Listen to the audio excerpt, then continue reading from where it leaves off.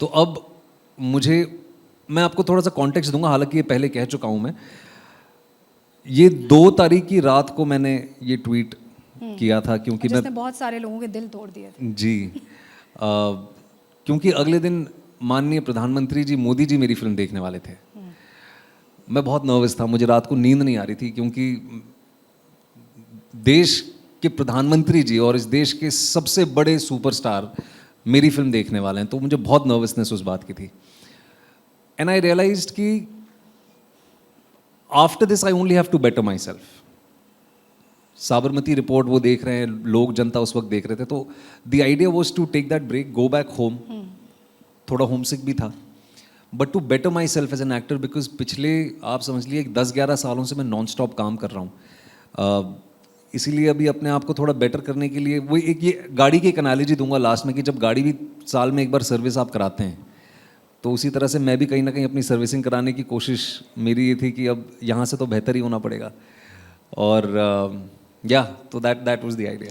क्योंकि आप जिक्र कर रहे थे कि प्रधानमंत्री ने आपकी पिक्चर देखी, 11 साल में पहली पिक्चर है जो प्रधानमंत्री ने देखी है, बहुत बिजी रहते हैं, और पूरी कैबिनेट ने आपके साथ देखी।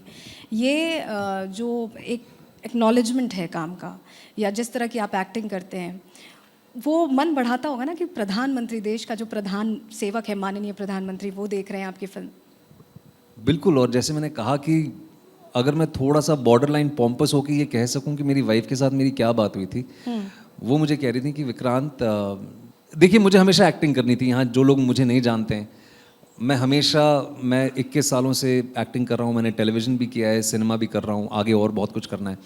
तो हम दोनों जब बात कर रहे थे तो उनका ये कहना था, और हम दोनों की सहमति इस चीज़ में थी कि विक्रांत, तुम्हें फिल्म फेयर अवार्ड चाहिए था, तुम्हारा बचपन से सपना था कि तुम्हें फिल्म फेयर अवार्ड मिले, वो मिल गया।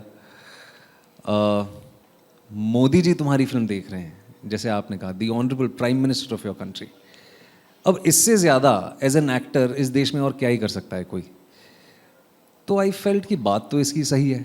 तो she said, make sure that यहाँ से जो भी तुम करोगे रिस्पॉन्सिबली करना और बेहतर करने की कोशिश करना। And that was the overarching idea behind me actually wanting to take that break and go home and recalibrate as an actor. तो एक वैलिडेशन आप कह दें, जब फिल्म के बाद हमारी मुलाकात भी हुई तो उनसे मैंने थोड़ा डर डर के सवाल भी पूछा कि आपको फ़िल्म कैसी लगी, तो उन्होंने कहा कि फ़िल्म उनको बहुत अच्छी लगी, मेरा काम भी उनको पसंद है। जब आप एक साधारण परिवार से आते हैं तो ये सारी चीज़ें जो हैं, ये बियॉन्ड योर ड्रीम्स जिसे आप कहते हैं, ये वो वाले अनुभव होते हैं।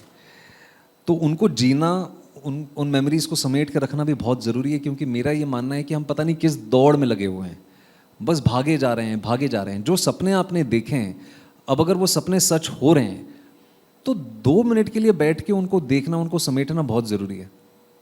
तो लास्टली एक चीज़ कहूँगा कि एक ज़माना होता था कि साल में 1 या 2 बार आप परिवार वालों के साथ बैठ के फ़ोटो एल्बम्स खोलते थे और पुरानी तस्वीरें देखते थे।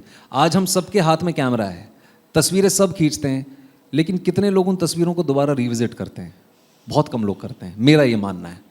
तो ये जो मेमोरीज़ मैंने इकट्ठी की हैं, उनको मैं थोड़ा समय बैठ के जीना चाहता हूँ। And I want to better myself as an actor, spend some time with my son. I have a little young boy right now. इतनी लोग हमेशा ये कहते हैं, जब बच्चे नहीं हुए थे लोग कहते थे कि spend a lot of time with them, they grow up really fast. मुझे लगता था कि यार ये सभी एक ही चीज़ कहते रहते हैं, सब बोलते हैं ऐसे ही, but that is true, they grow up really fast. And I want to spend some time with my family also.